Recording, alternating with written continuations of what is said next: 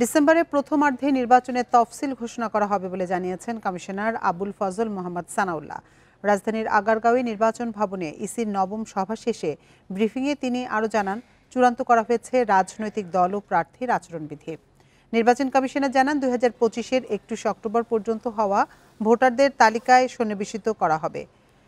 September থেকে ধাপে ধাপে প্রবাসী ভোটারদের তালিকা তৈরি করা হবে। একই সাথে এআই এর অপব্যবহার রোধে কিছু বিধান রেখে রাজনৈতিক দল ও প্রার্থীর আচরণবিধি চূড়ান্ত করা হয়েছে কমিশনের সভায়।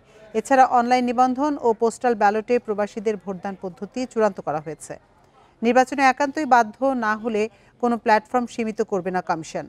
তবে ড্রোন ব্যবহার করা যাবে না বলেও জানান নির্বাচন কমিশনার মোহাম্মদ সানাউল্লাহ। ফেব্রুয়ারি মাসে রমজান শুরুর আগে নির্বাচন করার ব্যাপারে আমাদেরকে প্রস্তুতি নিতে বলা হয়েছে। আমাদের পক্ষ থেকে ঘোষণাটা আসবে 2 মাস আগে, আনুমানিক যেদিন আমরা শিডিউল ঘোষণা করব। তো আপনারা ধরেই নিতে পারেন এই শিডিউল ঘোষণার কাজটা আমাদের ডিসেম্বর মাসের প্রথম অর্ধেই আপনারা পাবেন।